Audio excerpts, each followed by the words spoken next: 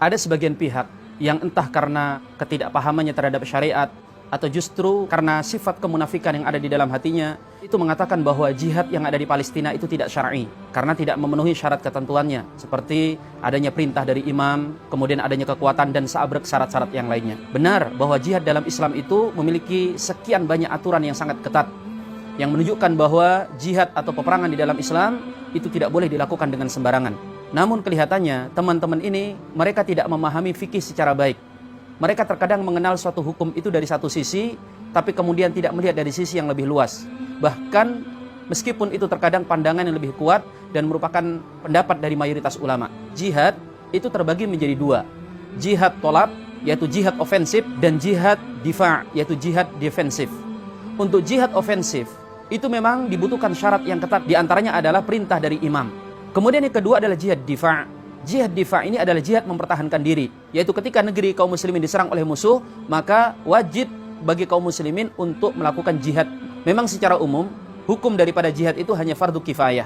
Jika ada yang sudah menunaikan, yang lain tidak wajib untuk terjun ke gelanggang pertempuran. Namun para ulama kemudian menjelaskan ada 3 kondisi yang mana apabila ini terjadi, jihad itu yang tadinya fardu kifayah berubah menjadi fardu ain, wajib bagi setiap muslim untuk melakukannya.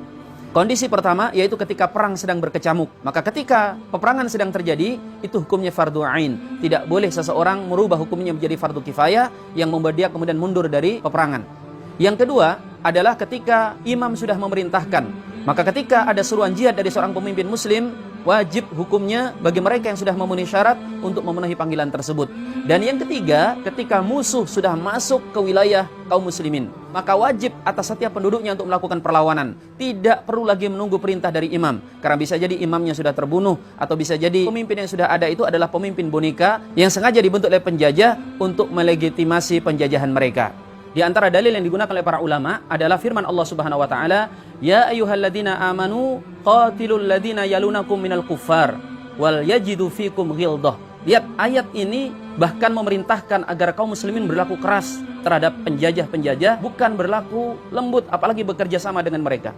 Dan inilah realitanya yang terjadi dengan Palestina. Maka kita lihat teman-teman ini kadang pemahaman fikihnya picik, sempit, tidak luas.